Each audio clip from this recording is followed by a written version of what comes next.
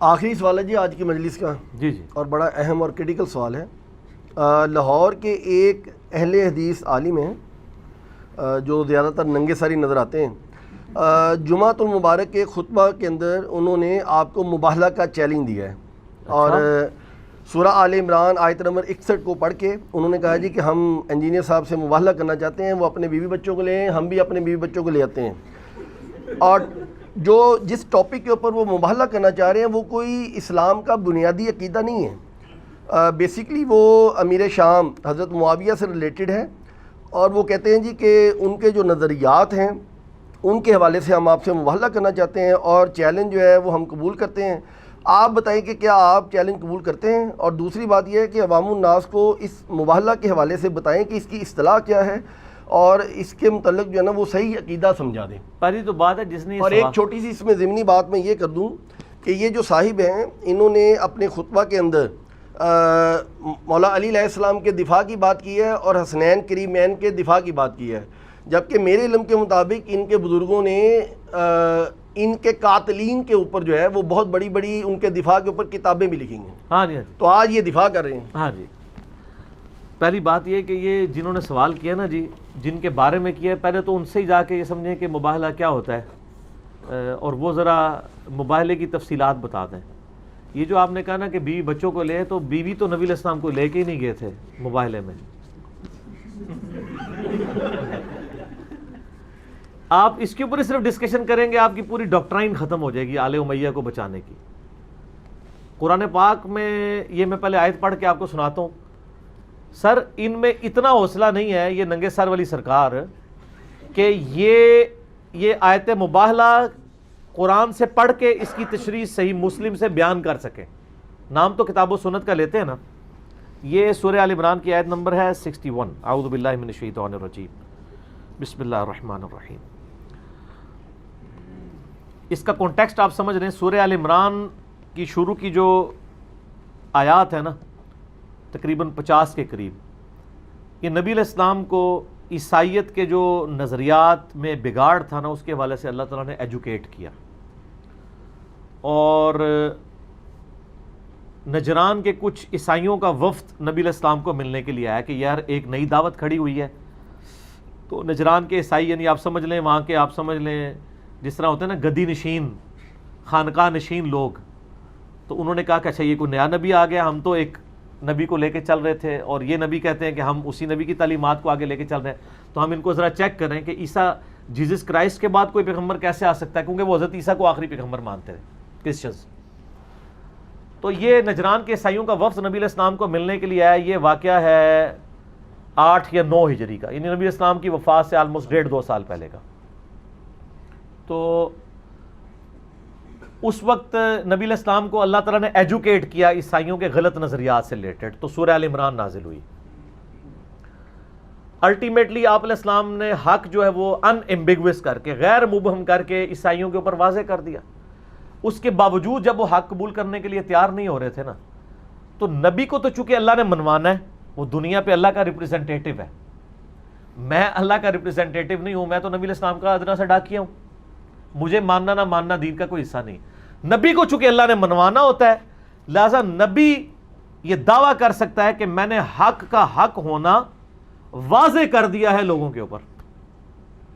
کوئی دنیا میں اور شخص نبی کے بغیر یہ دعویٰ کر سکتا ہے کہ اس نے حق کا حق ہونا اور باطل کا باطل ہونا لوگوں کے اوپر عیاں کر دیا ہے؟ کوئی یہ دعویٰ کر سکتا ہے؟ یہ صرف نبی دعویٰ کر سکتا ہے، غیر نبی تو نہیں کر سکتا۔ جب نبی یہ دعویٰ کر سکتا ہے، پھر نبی کو یہ حق حاصل ہے کہ وہ اینڈ پہ چیلنج دے کہ میں نے تو حق واضح کر دیا ہے، اب جو کچھ کر رہے ہو ہٹ دھرمی کی وجہ سے کر رہے ہو، تو آ جاؤ اب میدان میں۔ یہ کوئی نہ امام کعبہ کر سکتا ہے، نہ ویٹیکن سٹی کا پوپ کر سکتا ہے، نہ یروشلم کا کوئی پادری کر سکتا ہے، نہ کوئی ہندوؤں کا پنڈت کر سکتا ہے کہ میں نے حق واضح کر دیا۔ ہو سکتا ہے میرے سمجھانے میں کوئی عیب رہ گیا ہو، تو میں کیسے چیلنج کر سکتا ہوں؟ مباہلہ غیر نبی کے لیے کرنا حرام ہے، یہ صرف نبیوں کی خصوصیت ہے، یا وہ شخص پہ نبی ہونے کا دعویٰ کرے کہ میں نے حق واضح کر دیا۔ سر آپ حضرت ابوبکر سے بھی کہیں نا، تو وہ بھی یہ کبھی کلیم نہیں کریں گے کہ میں نے حق لوگوں کے سامنے واضح کر دیا، وہ بھی کہیں گے میری رائے ہے۔ اس میں غلطی بھی ہو سکتی ہے۔ نہ حضرت عمر، نہ حضرت عثمان، نہ حضرت علی رضی اللہ عنہم اجمعین وعلیہم السلام اجمعین تو باقی لوگ کس کھاتے میں؟ تو نبی علیہ السلام نے کو اللہ نے حکم دیا کہ اب اس طرح کریں، الحق من ربک فلا تکن من الممترین، اے نبی علیہ السلام آپ کے پاس حق آ چکا ہے. حضرت عیسیٰ علیہ السلام کے بارے میں کانٹیکسٹ میں یہ آیات چل رہی ہیں، یہ حق ہے، اب آپ نے شک میں نہیں پڑنا. اور آیت نمبر 61 ساتھ ہی، فمن حاجک فی، اگر اس کے باوجود آپ سے جھگڑا کریں یہ کرسچنز، من بعد ما جاءک من العلم، کہ آپ کے پاس العلم قرآن کی شکل میں آ چکا ہے کہ عیسیٰ ابن مریم اللہ کے بیٹے نہیں بلکہ وہ اللہ کے بندے ہیں، اس کے باوجود یہ آپ سے جھگڑا کریں، فقل، تو ان سے فرماؤ، تعالوا، آ جاؤ، ندعو ابناءنا و ابناءکم، ہم بھی اپنے بیٹوں کو لے آتے ہیں اور تم بھی اپنے بیٹوں کو لے آؤ، ونساءنا و نساءکم، ہم بھی اپنی عورتوں کو لے آتے ہیں تم بھی اپنی عورتوں کو لے آؤ، بیویوں کو نہیں، عورتوں کو. ٹھیک ہے، عورت میں بیوی بھی آتی ہے لیکن اس میں اب انجینئرنگ ہوگی، ذرا صبر سے سننا ہے. وَأَنفُسَنَا وَأَنفُسَكُمْ، ہم خود بھی آ جاتے ہیں تم بھی آ جاؤ. ثُمَّ نَبْتَهِلْ، یہ وہی مباہلہ، اس کے بعد ہم گڑ گڑا کے اللہ کے حضور دعا کرتے ہیں، فَنَجْعَلْ لَعْنَةَ اللَّهِ عَلَى الْكَاذِبِينَ، کہ جو بھی جھوٹا ہے اس پہ اسی وقت اللہ تعالیٰ کی لعنت نازل ہو، یعنی تباہ و برباد ہو جائے. اسے کہتے ہیں مباہلہ.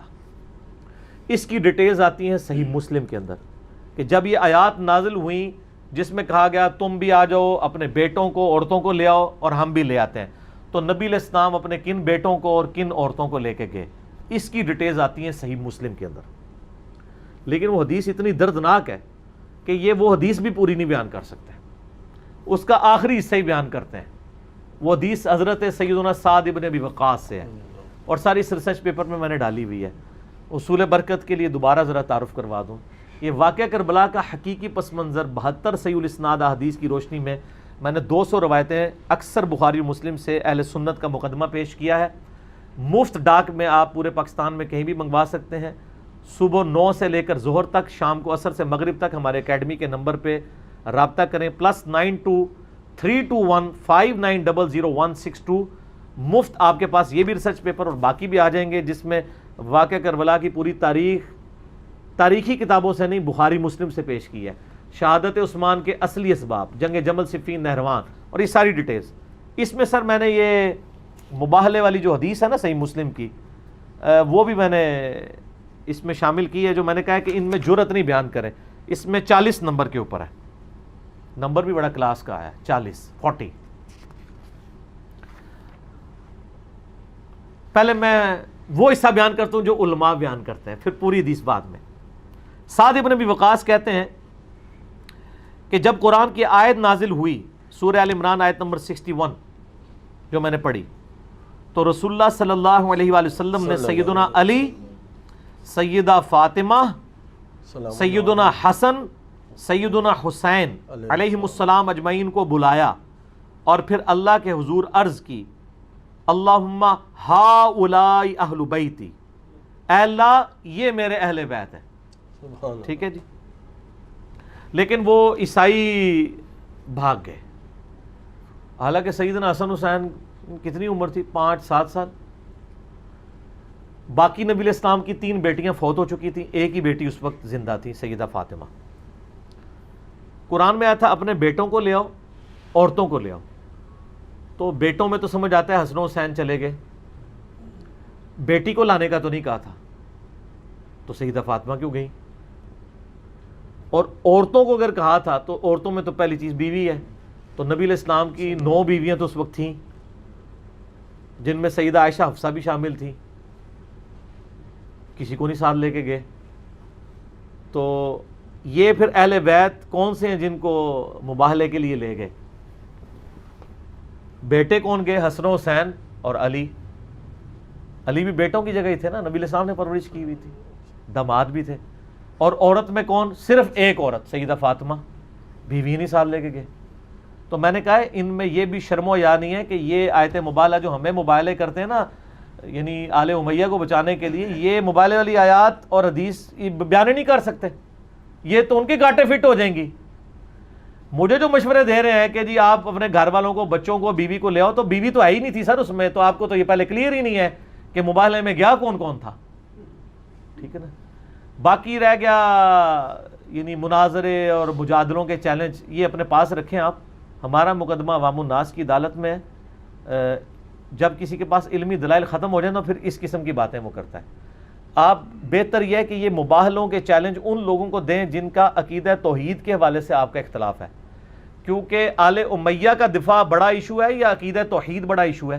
عقیدہ توحید۔ تو سر جو لوگ پاکستان میں کروڑوں لوگ ہیں اور ان کے ہزاروں علماء ہیں جو توحید کا جنازہ نکالنے کی کوشش کر رہے ہیں اپنے زوم میں شیطان کے ہتھے چڑھ کے، ان کو کیوں نہیں مباحلوں کے چیلنج کرتے؟ اور وہ تو تیار بیٹھے ہیں مباحلے کرنے کے لیے، وہ تو وہ ہیں جو مناظروں کے لیے تیار ہیں، مجادلوں کے لیے تیار ہیں، مباحلوں کے لیے تیار ہیں، ان کے آپ مباحلے قبول کریں نا، ہمیں کوئی چیلنج دے رہے ہیں؟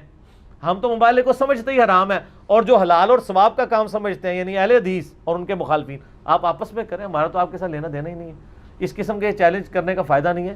یہ میں نے ویڈیو خود نہیں دیکھی، لیکن جن بھائیوں نے سکھا علماء نے دیکھی انہوں نے مجھے بتایا کہ اس طرح یہ تو بات یہ کہ وہ خود کریں آپس میں، اور مہربانی کر کے نا ایک جمعہ آیت مباحلہ کے اوپر پڑھا دیں اور صحیح مسلم سے یہ حدیث بیان کر دیں جو میں نے بیان کی ہے۔ یہ صحیح مسلم میں حدیث ہے انٹرنیشنل نمبر کے مطابق 6220 دارالاسلام کی کنٹینیوس نمبرنگ کے مطابق۔ اگر اب آپ میں ہمت ہے تو میں وہ حدیث بیان کر دیتا ہوں، اسی پہ ہم اپنی گفتگو کنکلوڈ کرتے ہیں کیونکہ اذان مغرب کا بھی ٹائم قریب آ چکا ہے۔ صحیح مسلم میں حدیث ہے کہ سیدنا عامر بن سعد بن ابی وقاص اپنے والد سیدنا سعد ابن ابی وقاص جو عشرہ مبشرہ میں سے ہیں، ان سے بیان کرتے ہیں کہ حضرت معاویہ رضی اللہ تعالیٰ عنہ نے سیدنا سعد ابن ابی وقاص کو حکم دیا، امر معاویہ، تو حضرت معاویہ نے ان سے پوچھا آپ کو علی ابن ابی طالب کو گالی دینے سے کس بات نے روک رکھا ہے؟ استغفر اللہ۔ اچھا اب دیکھیں ادھر ہی انجینئرنگ شروع کر دیتے ہیں، لیکن انجینئر تو ہے نہیں ہے نا، ان کا کام ہی نہیں ہے، کیسے کریں؟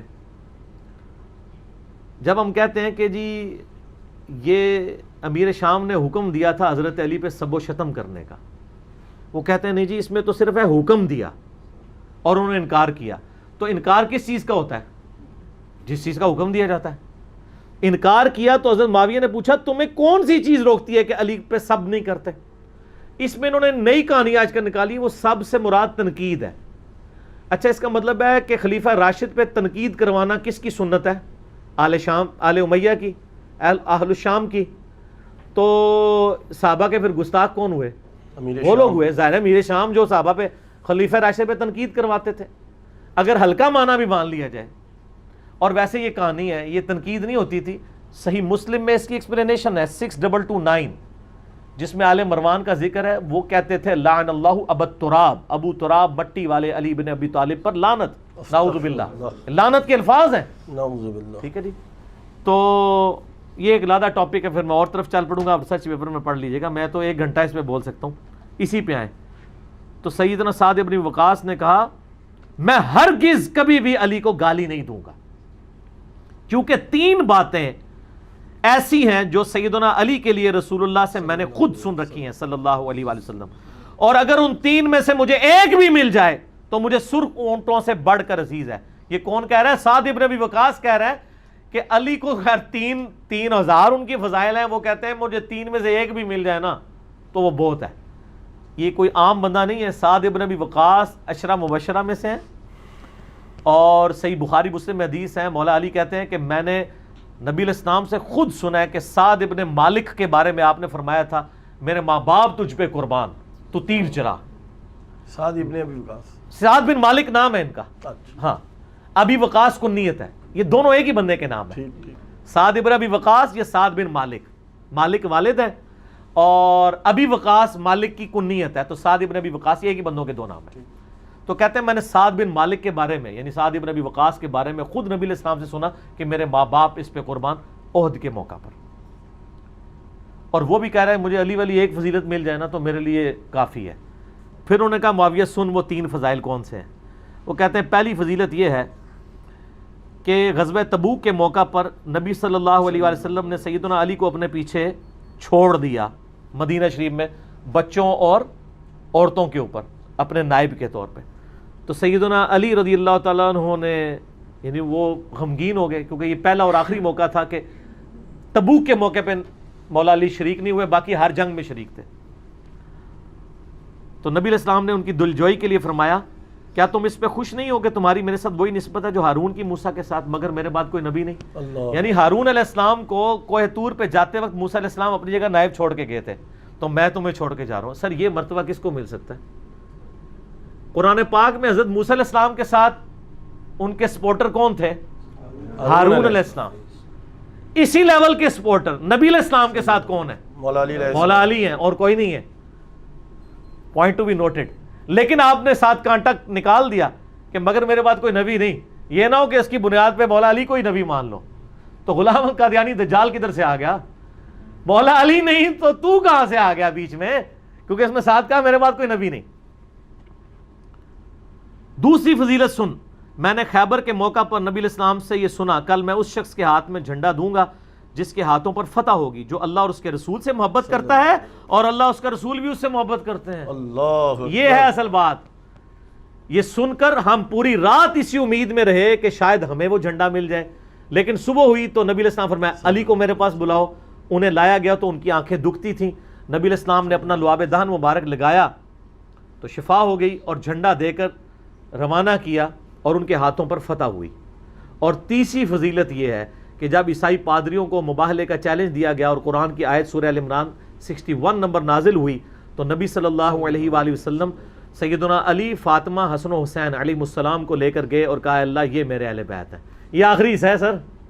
یہ 3 فضائل امیر شام کو سنائے سعد ابن ابی وقاص نے یہ بات منوانے کے لیے کہ میں حضرت علی پہ لعنت نہیں کروں گا، میں ان پہ سب و شتم نہیں کروں گا۔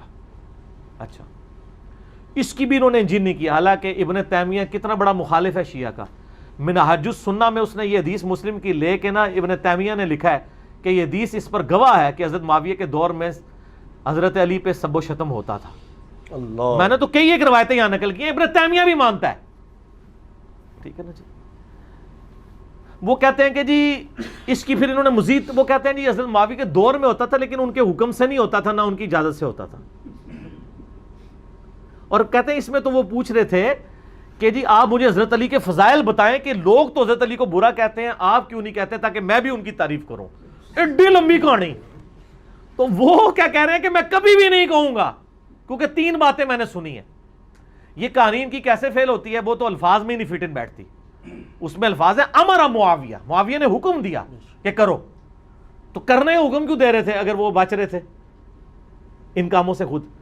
اب مزے کی بات ہے اسی حدیث کا ایک طریق ہے سنن نسائی الکبریٰ کے اندر، جو خصائص علی والا چیپٹر ہے، امام نسائی نے لکھا ہے نا سنن نسائی الکبریٰ میں، انٹرنیشنل نمبر کے مطابق 8439، اس میں الفاظ ہیں کہ یہ پوری حدیث یہی ہے، اینڈ پہ الفاظ ہیں کہ عامر بن سعد بن ابی وقاص، سعد بن ابی وقاص کا بیٹا کہتا ہے کہ جب میرے باپ نے یہ 3 فضائل بیان کیے نا حضرت معاویہ کے سامنے، تو حضرت معاویہ جتنے دن مدینہ شریف رہے حضرت علی کے خلاف ایک جملہ بھی اپنی زبان سے نہیں نکالا۔ تو اس نے بتا دیا کہ وہ حضرت علی کے خلاف ہی بول رہے تھے۔ ایک حدیث سے دوسرے کی تشریح ہو جاتی ہے نا، ٹھیک ہے نا۔ اور یہ حدیث شیخ غلام مصطفیٰ ظہیر حفظہ اللہ تعالی من الجنت والناس، ان کی تحکیم کے ساتھ جو خصائص علی چھپی ہوئی ہے ہمارے جیلم بک کارنر سے، اس میں باقاعدہ انہوں نے اس حدیث کے اوپر تحکیم لگائی ہوئی ہے، ٹھیک۔ اور میں نے یہ ساری حدیثیں ڈالی ہوئی ہیں۔ یہ ٹاپک تو نہ ختم ہونے والا ہے، گھنٹوں میں اور بول سکتا ہوں۔ یہ ریسرچ پیپر آپ منگوائیں اور خود پڑھیں، اور پھر یہ جو موبائل وغیرہ کے چیلنج ہے نا سر، تو یہ آپ اپنے پاس رکھیں۔ میں حصول برکت کے لیے اینڈ پہ پھر دوبارہ وہ عرض کر دوں کہ ہم میں شرافت، زہد اور دنیا سے بے رغبتی تو مولا علی والی ہے، لیکن چلاکی، ہوشیاری مولا علی کے مخالفین والی ہے۔ لہٰذا ہم سے کوئی امید نہ کرے کہ ہم دوبارہ اس سراغ سے ڈسے جائیں گے۔ بخاری مسلم میں حدیث ہے مومن ایک سراغ سے دوسری بار نہیں ڈسا جاتا۔ ایک بار تو آپ ڈس چکے ہیں مولا علی کو، اب ان کے ماننے والوں کو آپ دوبارہ نہیں ڈس سکتے، کیونکہ ہم نے ہوشیاری چلاکی ان کے مخالفین کی لی ہوئی ہے اور شرافت اور زہد مولا علی والا لیا ہوا ہے۔ لیکن یہ اس ہوشیاری سے ہم کسی کو نقصان نہیں پہنچاتے، صرف آپ کے شر سے بچنے کے لیے رکھا ہوا ہے، ٹھیک ہے۔ جس طرح یہاں پہ ہمارے بٹ صاحب نے ایک خطرناک قسم کی وہ پسٹل رکھی ہوئی ہے، وہ اس لیے نہیں ہے کہ آپ کو ماریں گے، وہ آپ کے شر سے بچنے کے لیے انہوں نے رکھی ہوئی ہوتی ہے، ٹھیک ہے جی۔ تو میں ان کو بار بار کہتا ہوں اس کو اندر رکھا کریں، بعض لوگ تھوڑے دل والے ڈر بھی جاتے ہیں۔ تو وہ یہ بات ہے، تو ہم سے کوئی ایکسپیکٹ نہ کرے۔ تو یہ موبائلوں کے چیلنج آپ توحید کے مسئلے پہ نا دوسرے علماء کو کیا کریں، ان مسئلوں کو آپ سیریس نہ لیں۔ مجھے پتہ ہے کہ آپ کی پبلک آپ کو چھوڑ چکی ہے، کیونکہ آپ کی پبلک جو ہے وہ اہل حدیث کے منہج پہ ہے اور آپ فرقہ اہل حدیث میں ہیں، تو ظاہر ہے کہ اس وقت منہج اہل حدیث کی جیت ہو گئی ہے کتاب و سنت کی، اور فرقہ اہل حدیث کی شکست ہو گئی ہے کہ بزرگوں سے پوچھ کے چلیں، علماء سے پوچھ کے چلیں۔ وہ کہتے ہیں جی ہم علماء سے پوچھ کے چلے ہوتے تو ہم حنفی علماء سے اگر پوچھیں تو پوری زندگی میں رفع الیدین نہ شروع کرنے دیتے، ہم تو بخاری مسلم پڑھ کے ہم نے رفع الیدین شروع کیا ہے۔ تو اگر آپ بخاری مسلم میں آل امیہ کی بدماشیوں کے اوپر اور اہل بیت کی شان میں، مولا علی کی شان میں حدیثیں آئیں گی تو اب ہم ان کو چھوڑیں گے تو نہیں، ہم رفع الیدین کی حدیثیں بھی مانیں گے اور اہل بیت کی شان میں بھی مانیں گے، چاہے آپ ہمیں کہتے رہے جو مرضی، ہم جھوم کے کہیں گے کہ نہ میں وہابی نہ میں بابی، میں ہوں مسلم علمی کتابی۔ ٹھیک ہو گیا جی؟ اللہ تعالیٰ سے دعا ہے جو حق بات میں نے کہی اللہ تعالیٰ ہمارے دلوں میں راسخ فرمائے، آمین۔ اگر جذبات میں میرے منہ سے کوئی غلط بات نکل گئی تو اللہ تعالیٰ ہمارے دلوں سے معاف کر دے، ہمیں کتاب و سنت کی تعلیمات پر عمل کر کے دوسرے بھائیوں تک پہنچانے کی توفیق عطا فرمائے۔ اللہم صلی علی محمد وعلی آل محمد کما صلیت علی ابراہیم وعلی آل ابراہیم انک حمید مجید، اللہم بارک علی محمد وعلی آل محمد کما بارکت علی ابراہیم وعلی آل ابراہیم انک حمید مجید۔ سبحانک اللہم وبحمدک اشہد ان لا الہ الا انت استغفرک واتوب الیک وما علینا الا البلاغ المبین۔ آمین۔ جزاکم اللہ خیرا۔